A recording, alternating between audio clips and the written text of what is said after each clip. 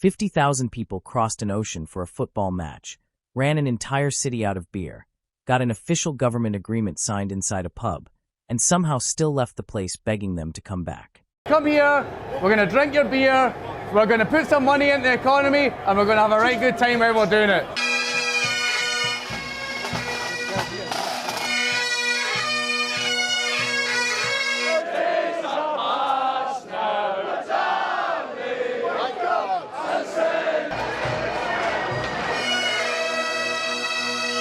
Even if we don't have the World Cup, they should still come back every year. It's so nice to understand that people are actually enjoying us being here. At the same time, the Scots have also enjoyed coming here too. In Boston, and the city is loving it. The Scottish have arrived to cheer on their first World Cup appearance of this millennium, and it didn't get off to a perfect start. We ran out of beer. That's my only complaint. For one evening more. Some fans like Ian are flying to Miami for Scotland's next match. Others, though, are heading back home over the next few days. It'll be the best 4 days I've had. Amazing. We want to stay here. The Boston people are fantastic. Many locals want them to stay as well. If I can bring all the Scots here in New England or the East Coast, I would, in a heartbeat. That's not an exaggeration. That's just what happened when Scotland's fans showed up in Boston for this World Cup. Scotland is all over Boston. Kilted members of the Tartan Army coming in droves. Ahead of their nation's match, the first in Foxborough this Saturday. Fantastic here. This is it, brilliant. We've come here, come straight here, we've got the atmosphere already, cross for the fans. And once you actually look at the details, I don't think any other country's supporters have ever done anything quite like this in America. Let me walk you through exactly what happened. Scotland hadn't played in a World Cup in almost 30 years. So when they finally qualified, their fans, known collectively as the Tartan Army, didn't just show up. They showed up in numbers nobody in Boston was fully prepared for.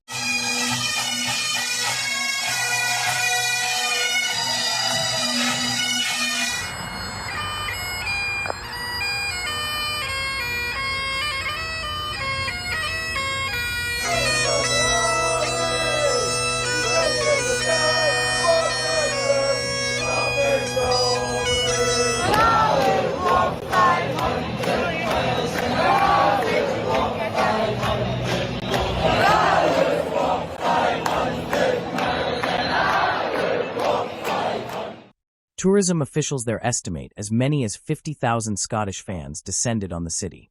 One local tourism executive said flat out that the Tartan Army brought more visitors to Boston for a single event than any country ever has.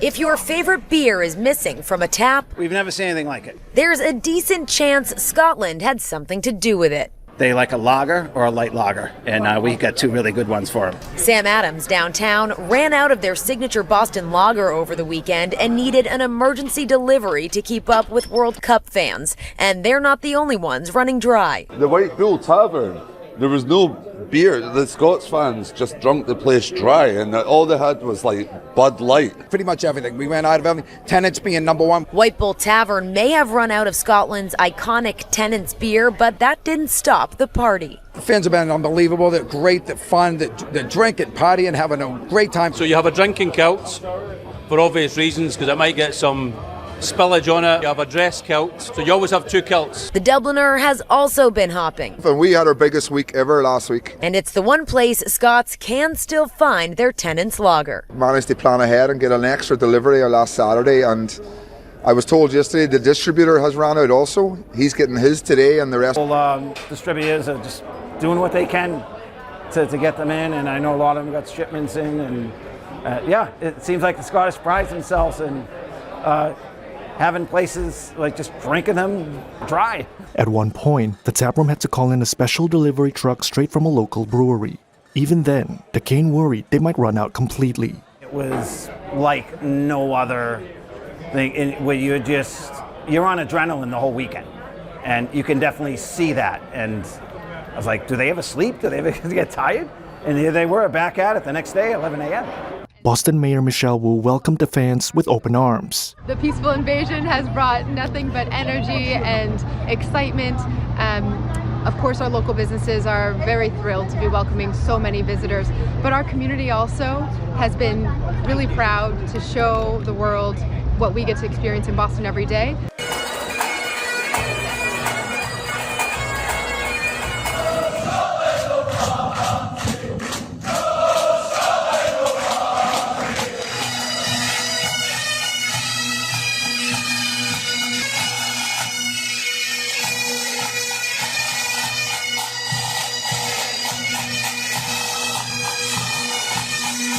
Damn, this was the best fucking thing that happened to this city. These Scots, all these Scots here, man. I love these people. And Uncle Fern, I'm saying right now, a year from today, I'm going to Scotland and I'm going to do videos over there and I'm going to have a hell of a time. I'm going to go.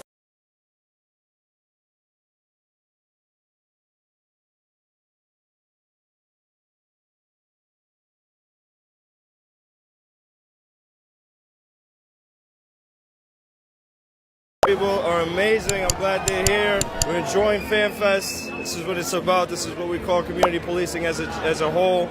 It's amazing, as you can tell. Everybody's been fairly respectful, calm. That's what we like to see.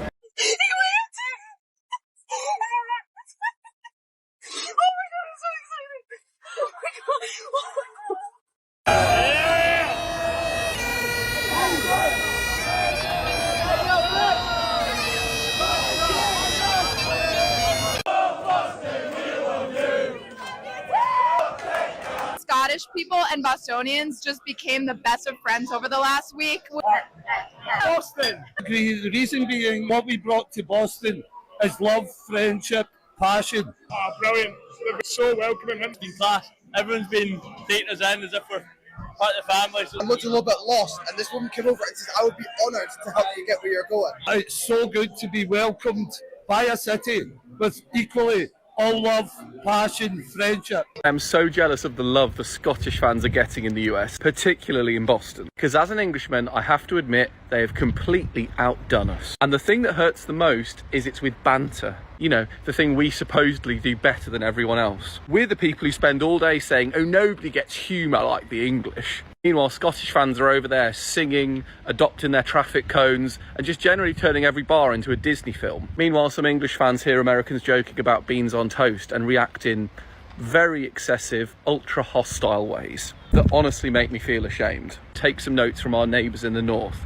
Most American people aren't trying to offend you. They're trying to have a laugh, and banter only works when everyone's laughing, not just you. I hate to admit it, but in this World Cup, the Scots are ahead on points. Hello guys, and welcome back. I hope you're doing great. Today we're talking about something that has completely surprised a lot of Americans during this World Cup, and honestly, it has very little to do with what is happening on the pitch. Instead, Americans have fallen in love with the Scottish fans who have traveled across the Atlantic to support their team. Everywhere online, especially in cities like Boston, people are talking about the Scots. They are talking about the kilts, the accents, the bagpipes, the singing, and the incredible atmosphere they've brought with them. Many Americans say they expected to enjoy the football, but they didn't expect Scottish supporters to become one of their favorite parts of the tournament. Videos of Scottish fans marching through the streets, singing in bars, joking with locals, and turning ordinary days into celebrations have gone viral across social media. And a lot of Americans are even saying that these visitors have brought a special energy that they haven't seen in a long time. So today we are going to look at why Americans seem so fascinated by the Scottish fans and how the Tartan Army may have become one of the biggest stories of the World Cup in America. What do you think about the Scottish people? We love them. Lovely, we love it! Yeah! Why do you love the Scottish people? All friendly, all partying, and love their country. What's under your kilt? Hey! Listen, I know you girls. Are you guys all single? No. Oh, wow. She is. Yeah. Wow, are you looking for a Scottish man? Not if they're not going to stay here. No, listen, we've got some. I've got a TikTok. Oh. We have actually an immigration lawyer here. But listen, the Scottish people, we're just like absolutely fun, aren't we? Yeah, super fun. But like, if the Scottish guys want to chat up the American girls tonight, what do they need to do? What's the tactic? I don't know. I'm a single girl. No, come on. You were single once. I was once. It's been a while. So I've been running around Miami the entire morning, and I was leaving my client in Brickell at 9 a.m. when I run into a group of Scottish fans, and they're asking me at 8 a.m. where the nearest bar was. And I was like, you know what? Hell yeah. So, and every single Scottish person that I've met here in Miami has been the best vibes. So I guess I'm rooting for Scotland now. Go Scotland. We up. This is a question for Americans. I want to know what it is you guys find so intriguing about Scots. Like, so many people are fascinated by the Scottish that are over for the World Cup. So many people have told me that they've never seen a Scot before until now. And it's kind of strange because there's so many Scots that live in the States. And it's also intriguing because so many of them just picture Scots as what they see here in Boston. They think that everyone just kicks about in kilts. Someone was told, and I seen this on TikTok, that Scottish police wear kilts, and they believed it. So I want to squash that rumour. That's not true. A lot of Scottish people are going to bam yous up because you do believe a lot. But the people are so nice, and I don't know if we're getting special treatment because we're Scots, because it seems that way. But also I wonder if this can be attributed to the way that we are represented in the media, especially film and TV, because a lot of people just seem to think that Braveheart is like an accurate depiction of modern day Scotland. Like, we don't live like that. The Scottish are the greatest alive. I have never in my life seen Boston like this. The most fun I've ever had is this weekend with the Scots. Look at this. Look at this. It's pandemonium out here. These guys, look at these guys. Scotland. Let's Scotland. Come on, Scotland. Scotland. Prediction. 4-0. 4-0. Come on, Scotland. Pure chaos. Come on, Scotland! Just the best weekend in Boston maybe ever. The Scottish have arrived to America, and boy, have they been a pleasant sight to see.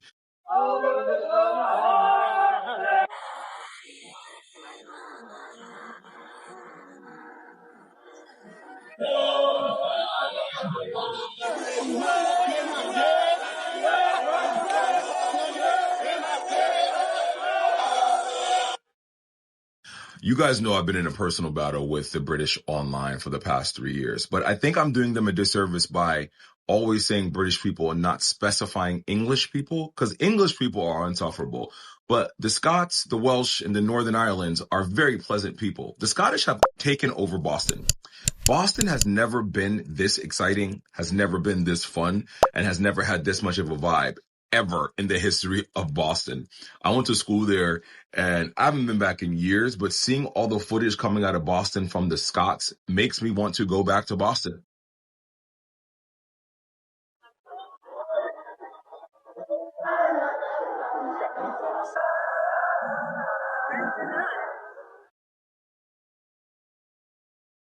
America simply was not ready for what just hit Boston. And I'm talking about the Scots. The Tartan Army, the Scots, came for the World Cup. I've been absolutely loving the videos of the Scottish people hitting the streets, bagpipes everywhere. The Scots are loving it.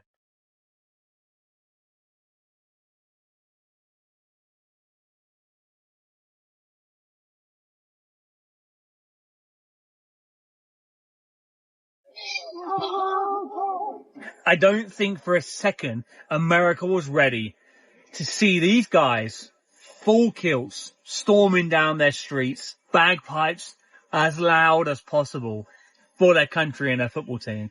I have absolutely loved the videos of this, loved the bagpipes, loved the flags, loved everything about it.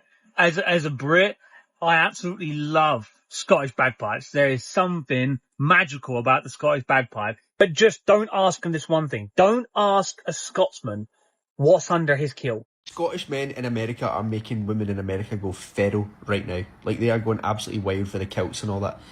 Wait till they find out that we will actually pin you against castle walls in the Highlands of Scotland if you ever do come over here. You've had a wee taste of the Scottish charm, and it is a lot better. You like the Scottish charm because it's real.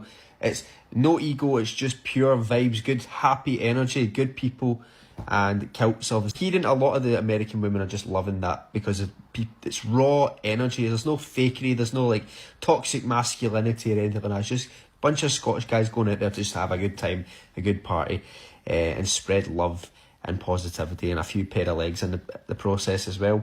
But get your arse to Scotland pronto, my wee lass, my wee Sassenach, okay? And you will experience that. The wee Highland cows, they're getting pinned against castle walls, getting ruined next to a ruin.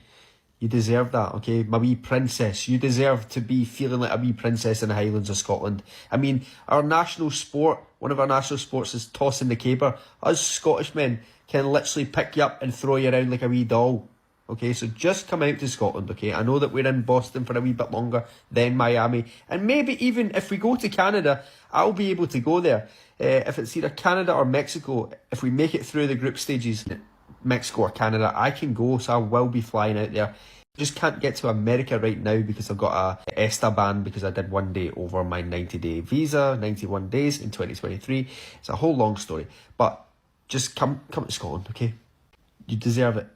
They literally drank the city dry of beer. Like, there's no beer left in Boston. They had to do emergency shipments from other cities to keep the beer flowing. There was no beer. The Scots fans just drunk the place dry, and all they had was like Bud Light. If your favorite beer is missing from a tap, we've never seen anything like it. There's a decent chance Scotland had something to do with it. Sam Adams downtown ran out of their signature Boston lager over the weekend and needed an emergency delivery to keep up with World Cup fans. And they're not the only ones running dry. Pretty much everything. We ran out of everything. Tenant.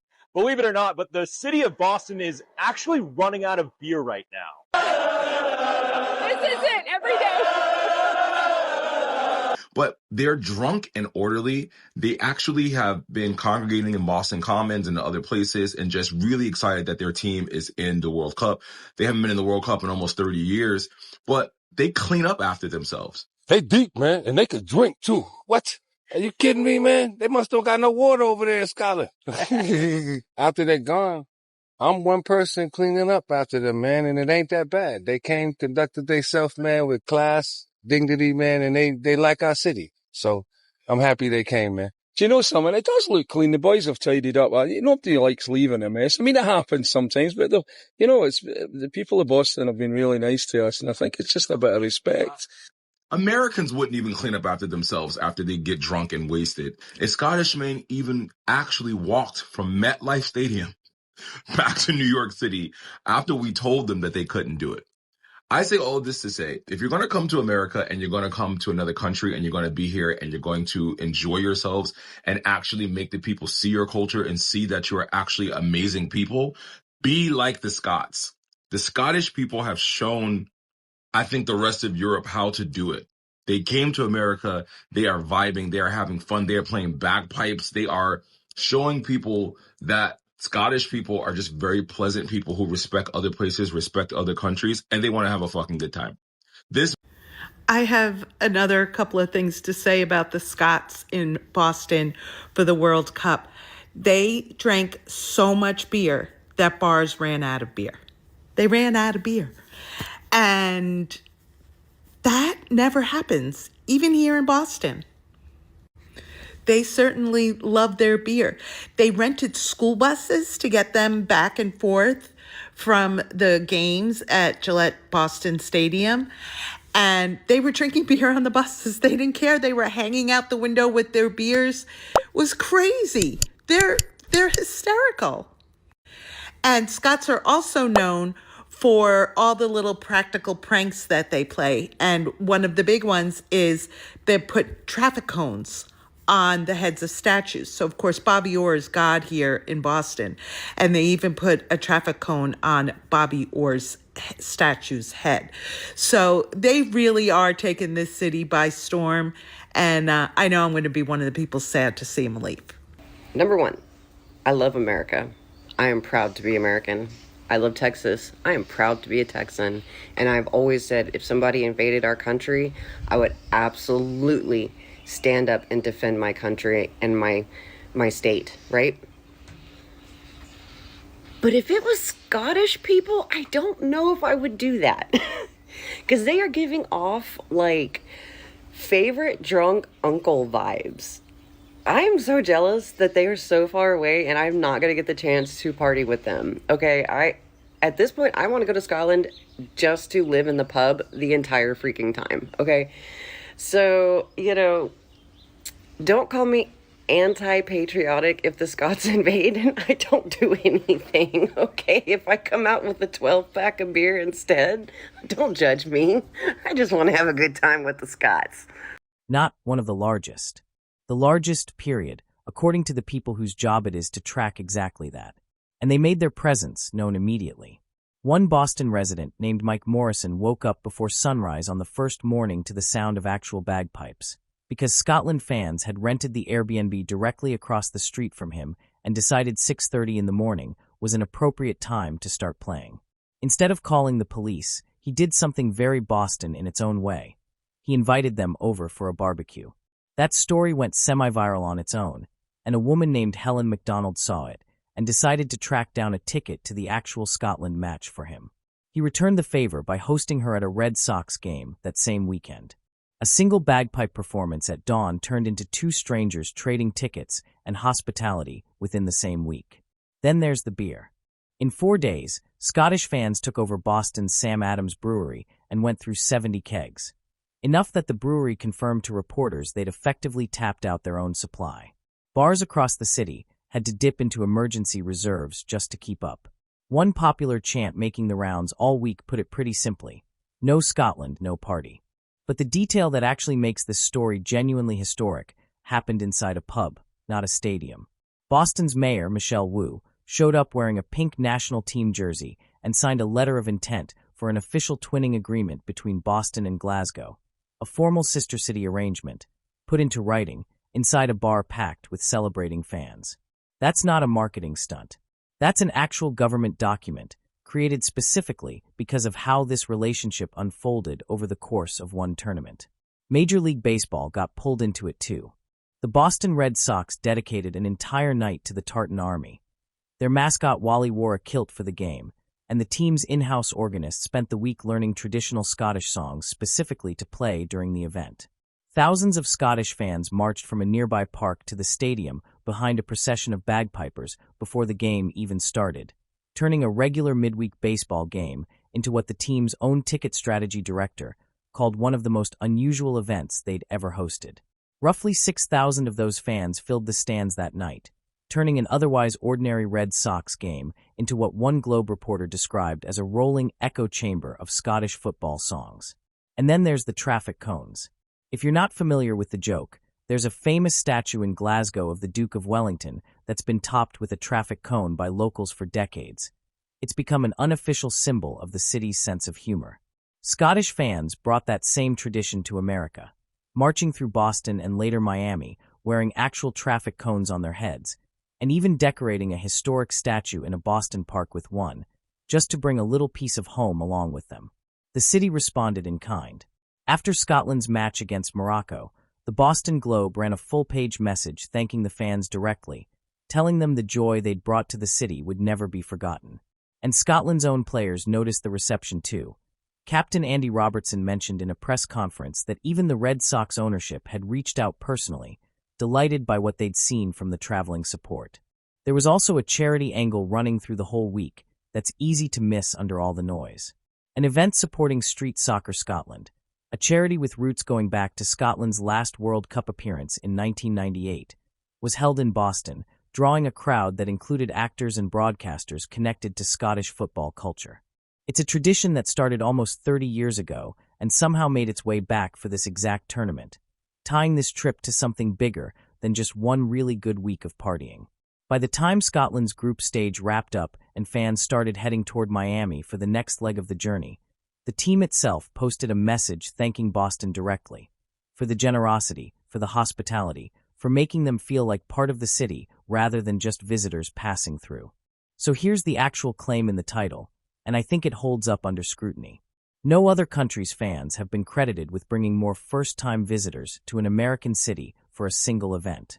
No other country's supporters have had a sitting mayor sign an official government agreement inside a bar because of how well the visit went. No other country has gotten an MLB team to dedicate an entire themed night, complete with a kilted mascot and a specially trained organist built entirely around their fans. And I don't think any other country has managed to single-handedly drain a major American brewery's kegs in under a week. Here's my honest take. I think what happened in Boston says something bigger about how these things actually work. Nobody organized this from the top down. It wasn't a marketing campaign. It started with one guy waking up annoyed at 6:30 in the morning and choosing to grill instead of complain. Everything after that, the ticket trades, the mayor's agreement, the Red Sox night, the full-page thank you letter, grew out of that one small decision to be generous instead of defensive. So tell me, if you were in Boston or Miami during any of this, what was the moment that actually got you? The bagpipes at dawn, the traffic cones, the Red Sox night, and if you're Scottish, I want to know, did this trip feel as big from your side as it looked from ours? Drop it in the comments. If you enjoyed this one, subscribe, because there's clearly a lot more of these stories from this World Cup still worth telling. See you in the next one.